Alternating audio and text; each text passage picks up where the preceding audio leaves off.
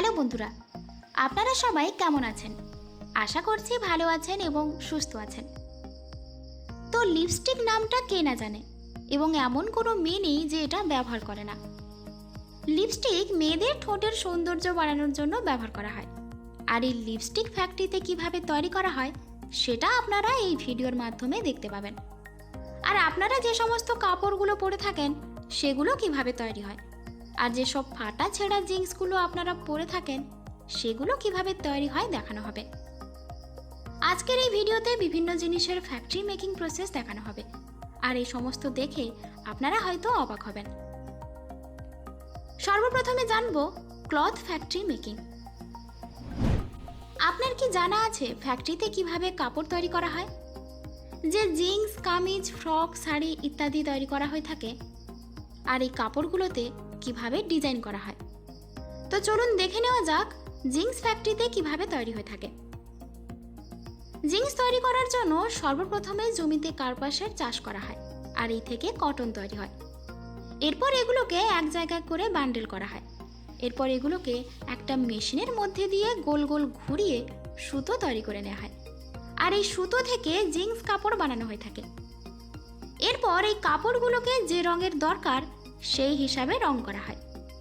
যেমন এই ভিডিওর মধ্যে আপনি দেখতে পাচ্ছেন এই কটনের কাপড়গুলোকে নীল রঙের করা হচ্ছে, আর এই কটনের কাপড়গুলোকে মজবুতি করার জন্য রিলের মধ্যে একটি রং দিয়ে কাপড় বোনা হয়ে থাকে। এরপর জিন্সের কাপড় তৈরি হয়ে যায়। এবার সময় আসে কাপড়গুলো কেটে সেলাই করা। যখন জিন্স তৈরি হয়ে যায় তখন তার আগে এবং পেছনে ডিজাইন করে দেওয়া হয়, আর এই ডিজাইনের কাজগুলো হাতে ও মেশিন দিয়ে করানো হয়। এরপর জিন্সগুলোকে ভালোভাবে পরিষ্কার করে বেচার জন্য পাঠিয়ে দেওয়া হয়। এরপর আমরা দেখে নেব মেয়েদের কাপড় কিভাবে তৈরি হয়। সুতো দিয়ে যখন কাপড় তৈরি হয়ে যায় সেই কাপড়গুলোকে আলাদা আলাদা ডায়া দিয়ে আলাদা আলাদা রঙের করা হয়। যখন কাপড়ের মধ্যে রং দেওয়া হয় তারপর শুরু হয় আসল কাজ। এই কাপড়ের ওপর প্রিন্টিং হয়। এই যে মেশিনটা দেখতে পাচ্ছেন, এই মেশিনের সাহায্যেই প্রিন্টিং করা হয়। এই মেশিন 12টি আলাদা আলাদা কাপড়ের ওপর একসাথে ডিজাইন করে থাকে, আর এই কাজ খুব দ্রুত করতে পারে। তবে বন্ধুরা, এই ডিজিটাল প্রিন্টিং মেশিনটাও অনেক শক্তিশালী।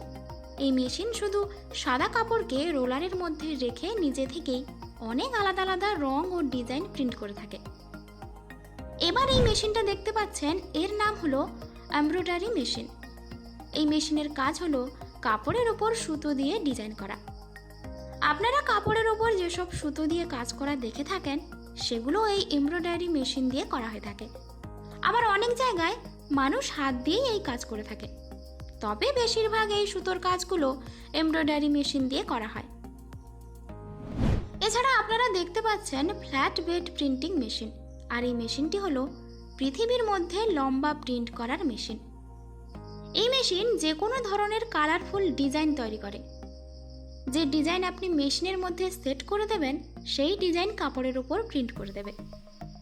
বন্ধুরা, এই মেশিনটি দেখতে পাচ্ছেন, এটি হলো লেটেস্ট এমব্রয়ডারি মেশিন, আর এই মেশিনের কালারের কম্বিনেশন করে দারুণ সুন্দর ডিজাইন করে থাকে।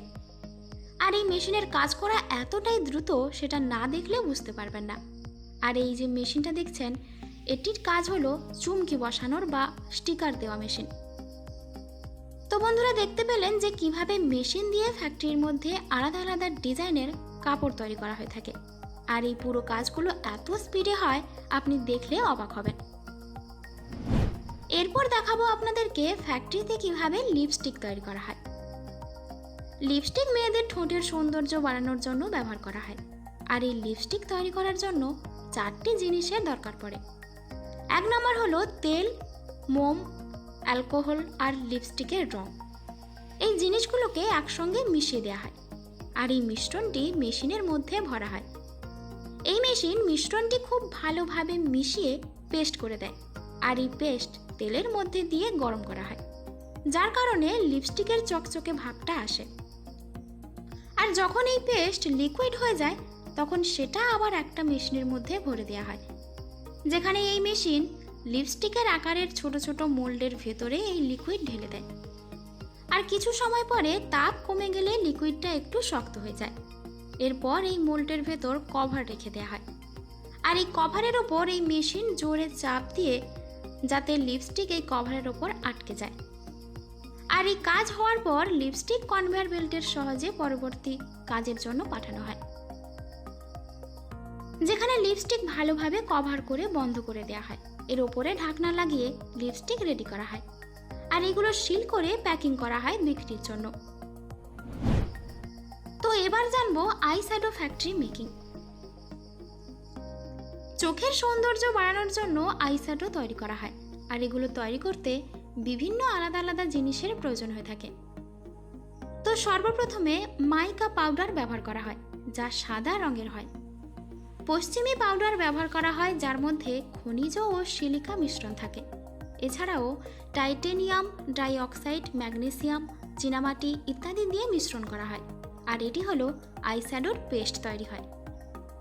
তো বন্ধুরা, এইগুলো একসঙ্গে মিশিয়ে দেওয়ার পর আলাদা আলাদা রং করার জন্য এই পেস্টের মধ্যে আলাদা আলাদা রং মেশানো হয়। এরপর এটি ভালোভাবে মিশিয়ে পেস্ট তৈরি করা হয়, এবং অবশেষে এই পেস্ট কোম্পানির বক্সের মধ্যে আলাদা আলাদা রং অনুযায়ী আলাদা আলাদা ভরে সিল করা হয়, যা আপনারা এই ভিডিওর মধ্যেই দেখতে পাচ্ছেন, এবং লাস্টে বিক্রির জন্য পাঠিয়ে দেওয়া হয়। Sugar making process. আসুন আমরা সবাই জানি চিনি কিভাবে তৈরি করা হয়।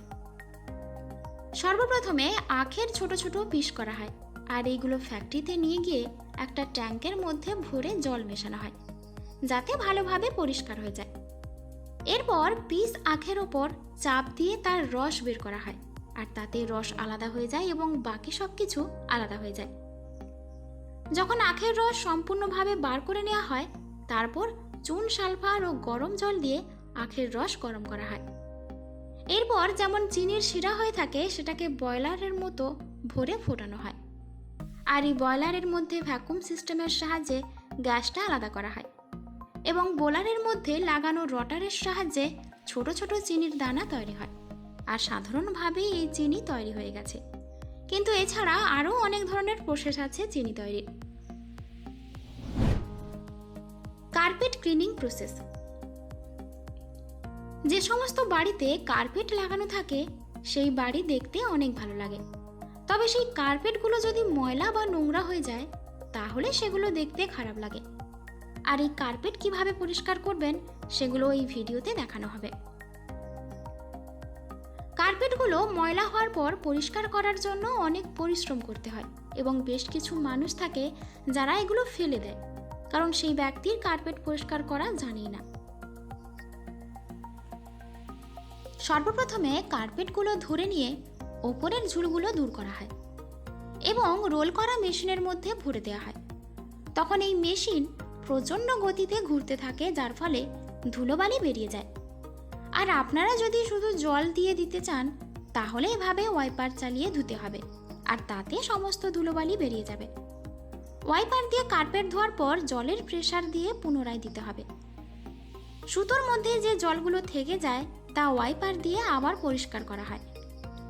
কার্পেটের ওপর শ্যাম্পু, সাবান এসব দিয়ে পরিষ্কার করতে হলে অনেক মানুষ এ ধরনের মেশিন ব্যবহার করে থাকে, কারণ এই মেশিনের মধ্যে অনেকগুলো ব্রাশ লাগানো থাকে, যার ফলে কার্পেটের ধুলোবালি, তেল, ময়লা সব পরিষ্কার করে দিতে সক্ষম হয়। কিন্তু আপনি যদি কোনো কাপড় ধোয়া ব্রাশ দিয়ে কার্পেট পরিষ্কার করতে যান, পুরোটাই ঘষতে হবে, তারপরে আপনি এটি পরিষ্কার করতে পারবেন। এরপর আপনাকে এই কার্পেট রোদে শুকানোর জন্য দিতে হবে। তো বন্ধুরা, এইভাবে আপনার বাড়ির কার্পেট পরিষ্কার করে থাকলে আবার নতুনের মতো দেখতে হয়ে যাবে। আর সবচেয়ে বড় কথা হলো, এই প্রসেসগুলো আপনি বাড়িতেই করতে পারবেন, তবে একটু পরিশ্রম করতে হবে। তাতে আপনার কার্পেটটি সম্পূর্ণ পরিষ্কার হয়ে চকচকে হয়ে যাবে। তো বন্ধুরা, আমাদের এই ভিডিও এখানেই শেষ করছি। ভিডিও ভালো লাগলে অবশ্যই একটা লাইক দেবেন, আর হ্যাঁ, এই ভিডিওটা শেয়ার করে আপনার কাছের মানুষদের এই বিষয়গুলো জানতে সাহায্য করুন।